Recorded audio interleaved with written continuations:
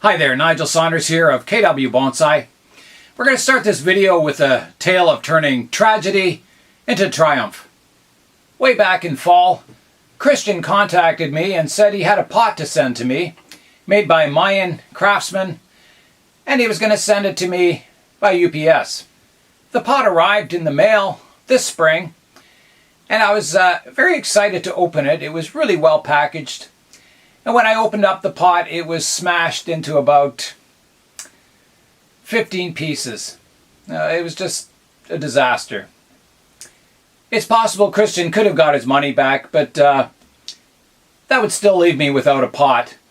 So I contacted him with email, and I said, I'm going to try tackling the project and try and repair the pot. And he was good with that. I looked up on the internet how to fix clay pots, and the best way was to use a 2-part epoxy and to use a 24-hour drying epoxy, so one that you can get 10-minute epoxy. You want the long-term drying epoxy, it's stronger. I tried to find clear, but I couldn't get any, so I ended up with a gray epoxy. And I mixed the 2 parts up, and I put the pot back together. It wasn't an easy task, and it didn't turn out perfect, but it's a good usable pot. It has a nice ring to it now.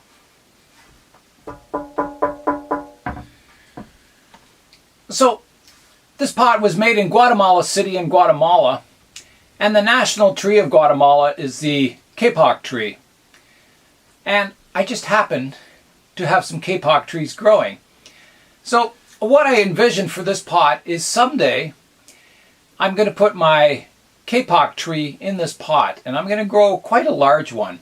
So if you can imagine the roots coming up and growing into quite a large tree, that's what I envision for this pot. So thanks, Christian, for the pot all the way from Guatemala City. My next story also involves some tragedy. Chase was trying to send me some ginkgo seeds in the mail, and I got the first envelope, and the ginkgo seeds looked like they had gone through a set of rollers.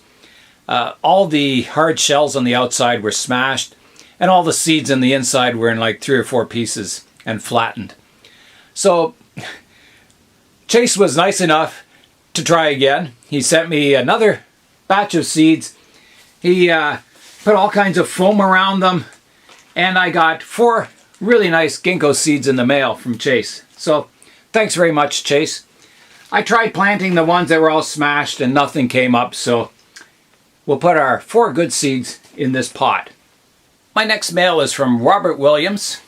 Robert says, hope all things are well in your corner of the world. He contacted me regarding manzanita seeds. They're a tropical seed that fruits. And he was going to send me some seeds, and they arrived in the mail. So I've got some manzanilla seeds that I'm going to plant and try and grow some nice trees out of them. So that's going to be really special. I really like getting strange and unusual trees. At least they're strange and unusual to me in Canada. But I really like getting these tropical exotic seeds. So thanks, Robert. My next packet of seeds comes all the way from Norway, and it's from Christopher, who has a really good gardening YouTube channel where he grows all kinds of peppers and interesting plants indoors in his plant room. Yeah. I'll leave the link to his YouTube channel in the description below, and check out Christopher's YouTube channel. It's really fascinating. So with these seeds, I'm going to try and grow an ornamental pepper bonsai tree.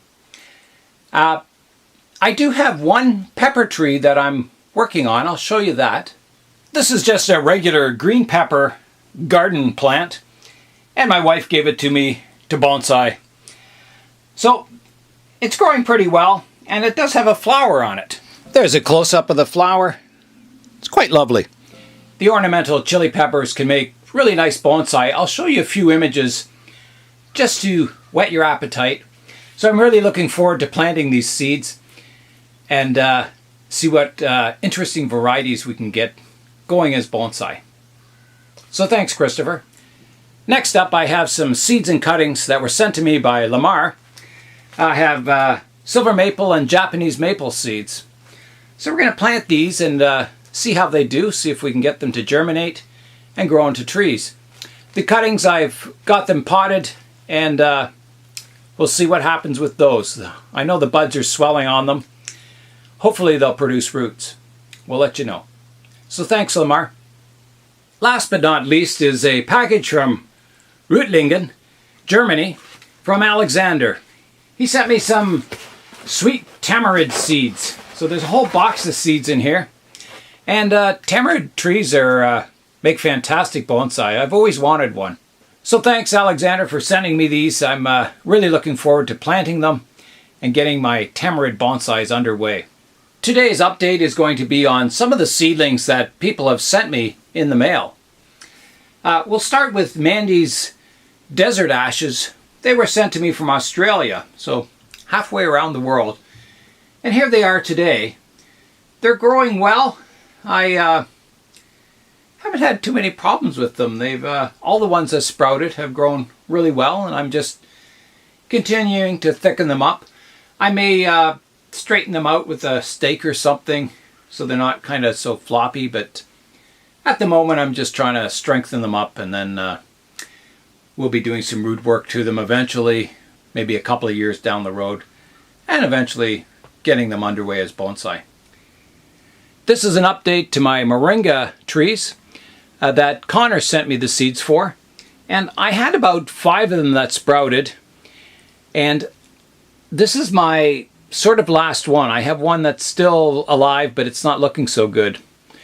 And I think the others probably overwatering them, and the roots have rotted and the trees died. So I'm trying to keep this one on the dry side. If it starts wilting or anything, then I'll water it lightly, but not too much. So yeah, in this humid plant room, growing these dry desert trees, it can be hard sometimes. You don't know whether they need more water or less water, so you kind of have to guess until you get a watering routine established with the tree. So thanks, Connor. I'm going to try and keep this one alive. I'm doing my best. The other little seedling here that I'm doing an update of is some Wisteria seeds that I collected in fall, and I planted them, and one has just started to come up. And the interesting thing is that the Wisteria vine is only this high, but out of the bottom I've got a ton of roots growing out the bottom of the pot, which is amazing that a small little seedling like that can have that many roots. So hopefully some more will sprout. I planted, I planted probably 12 seeds in this pot, so we'll see what happens. Thanks everyone who tunes into my YouTube channel. I get a lot of questions and I try and answer all of them. However, I know I miss some, because sometimes when I'm looking back at an old video, I'll notice there's 3 or 4 comments that I miss the notification, or somehow I miss them.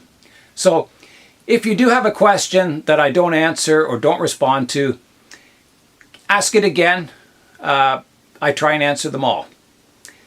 Also on the channel, be sure to check out the playlist section. Go to the main page of the channel, click on playlists, and there's a list called Tree Documentaries. And I keep adding to this every time I find a nice documentary on YouTube on trees. And it's growing into quite a good collection. I